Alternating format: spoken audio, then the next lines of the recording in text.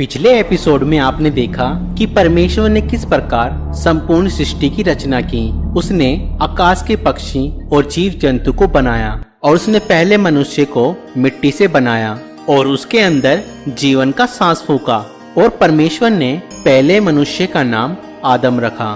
फिर परमेश्वर ने आदम की पसली निकाली और उससे औरत को आदम की पत्नी होने के लिए रचा और परमेश्वर ने आदम हवा को अदन की वाटिका में रखा, जहाँ कोई पीड़ा और मृत्यु नहीं थी।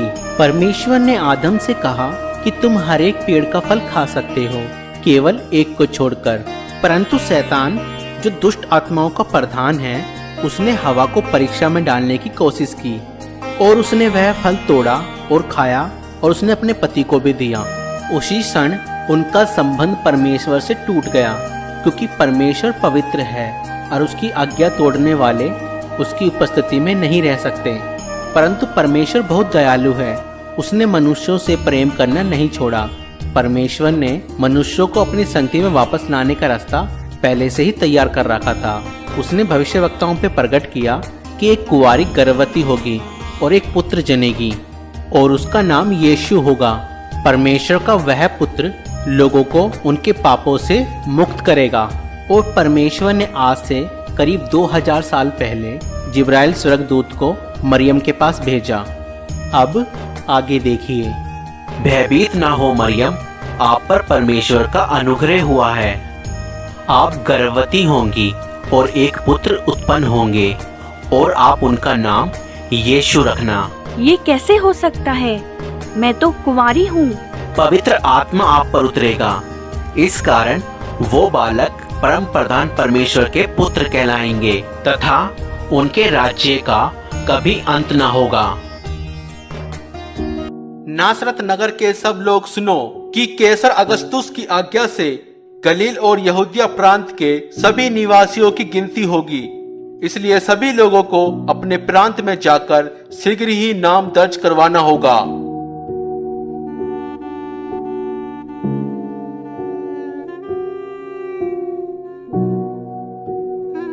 और मरियम अपने मंगेतर यूसुफ के साथ नाम लिखाई के लिए यहूदा के नगर बैतलहम गई। पर बैतलहम में उन्हें ठहरने की जगह न मिली। उन्हें केवल गौशाला में ही जगह मिल सकी।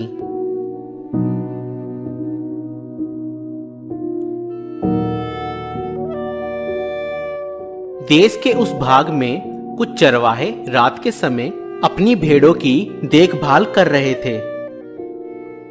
तभी परमेश्वर का एक स्वर्गदूत प्रकट हुआ और परमेश्वर के तेज ने उन्हें घेर लिया।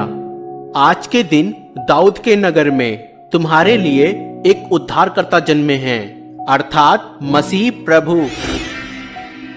चरवाहे शीघ्र ही चरनी में जन्मे नवजात शिशु को देखने चले आए। वह उन प्रथम लोगों में गिने गए जिन्होंने कुंवारी माता द्वारा उद्धारकर्ता के जन्म का सुसमाचार फैलाया। कि आज पैदा मसीह हो गया, कि आज पैदा मसीह हो गया। किशोर दुनिया में, किशोर दुनिया में, किशोर दुनिया। एक हफ्ते बाद जब बालक के खतने का समय आया तो उसका नाम यीशु रखा गया। यूसुफ और मरियम बालक को परमेश्वर के सम्मुख प्रस्तुत करने यरूशलेम ले गए। मूसा की व्यवस्था अनुसार जब वह धार्मिक कर्तव्यों को पूरा कर चुके तो यरूशलेम से वापस नासरत लौट आए और यीशु परमेश्वर और मनुष्य के अनुग्रह में बुद्धि और शरीर से बढ़ने लगा।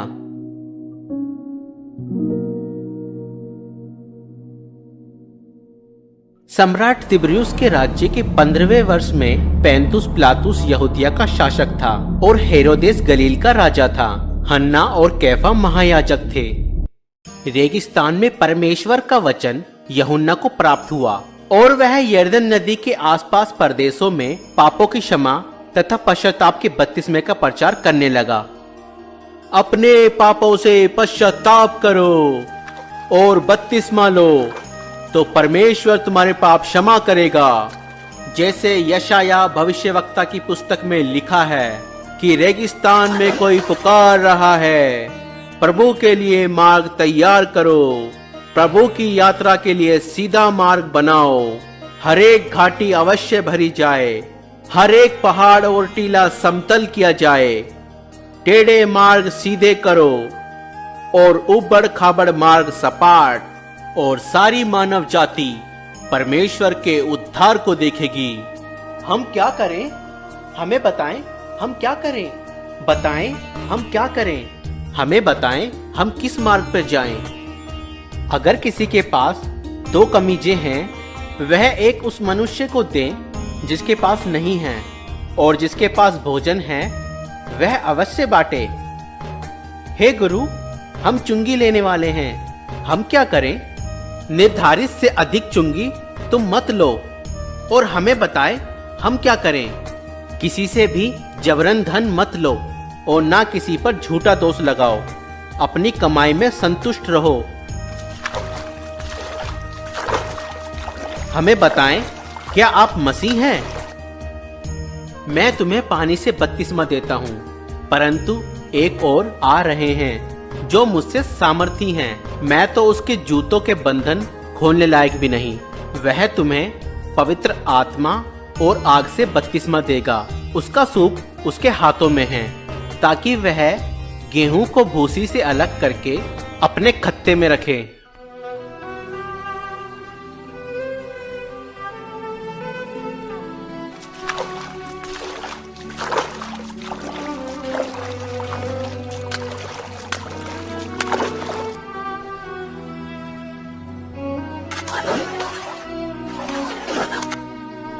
और जब यीशु बपतिस्मा लेकर पानी से बाहर आया, तब पवित्र आत्मा कबूतर के समान यीशु पर उतरा, और स्वर्ग से आवाज आई, तू मेरा प्रिय पुत्र है, मैं तुझसे प्रसन्न हूं। लगभग 30 वर्ष की आयु में यीशु ने अपनी सेवा आरंभ की। पवित्र आत्मा से परिपूर्ण प्रभु यीशु यरदन से लौटे। आत्मा से प्रेरित 40 दिन तक जंगल में रहे। शैतान उनकी परीक्षा करता रहा। इस बीच उन्होंने कुछ नहीं खाया।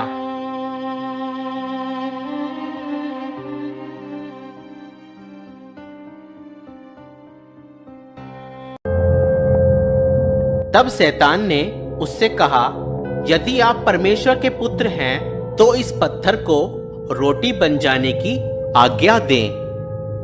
यह लिखा है, मनुष्य केवल रोटी ही से नहीं, परंतु हर एक वचन से जो परमेश्वर के मुख से निकलता है जीवित रहेगा। तब शैतान यीशु को ऊंचे स्थान पर ले गया और पल भर में जगत के सारे राज्य दिखाए। यह सब अधिकार और धन दौलत मैं आपको दूंगा। यह सब मुझे सौंपा गया है, और जिसे मैं चाहूं उसे यह सब दे सकता हूं। यदि आप मुझे गिरकर प्रणाम करें तो यह सब आपका हो जाएगा। यह भी लिखा है, तू प्रभु अपने परमेश्वर को प्रणाम कर और केवल उसी की उपासना कर।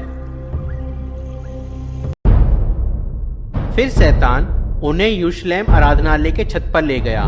यदि आप परमेश्वर के पुत्र हैं तो अपने आप को नीचे गिरा दें, क्योंकि पवित्र शास्त्र में लिखा है, परमेश्वर अपने स्वर्गदूतों को आज्ञा देगा कि वह आपकी रक्षा करे। वह आपको हाथों हाथ उठा लेंगे, ताकि आपके पांव को पत्थर से ठेस न लगे। यह भी लिखा है कि तू प्रभु अपने परमेश्वर की परीक्षा ना कर। फिर यीशु नासरत आए, जहां वे पले बड़े थे। सब्बत यानी कि विश्राम के दिन नियम के अनुसार वह आराधना भवन गए, और उनको यशायाह भविष्यवक्ता की पुस्तक में से एक भाग पढ़ने को कहा गया। परमेश्वर का आत्मा मुझ पर है, क्योंकि उन्होंने मुझे दीनों को शुभ संदेश सुनाने के लिए चुना है। उन्होंने मुझे भेजा है कि मैं बंदियों को मुक्ति और अंधों को दृष्टि पाने का संदेश दूं, सताए हुए लोगों को मुक्त करने के लिए, और ये घोषणा करने के लिए कि समय आ गया है जब परमेश्वर अपने लोगों को बचाए। हाँ, वह ठीक कहते हैं। आज धर्मशास्त्र का ये लेख पूरा हुआ, जैसा कि तुमने सुना। क्या परमेश्वर का वचन सच्चा ठहरा? ये प्रतिज्ञा तो केवल मसीह ही पूरा कर सकते हैं। हम कैसे जानेंगे? निसंदेह तुम मुझसे ये कहावत कहोगे, वैद्य जी स्वयं को चंगा करो।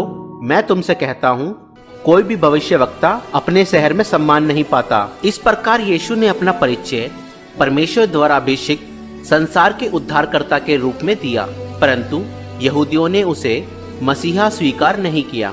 उसे लोगों ने पहाड़ी से गिराना चाहा, परंतु वो भीड़ से निकलकर अपनी राह चला गया।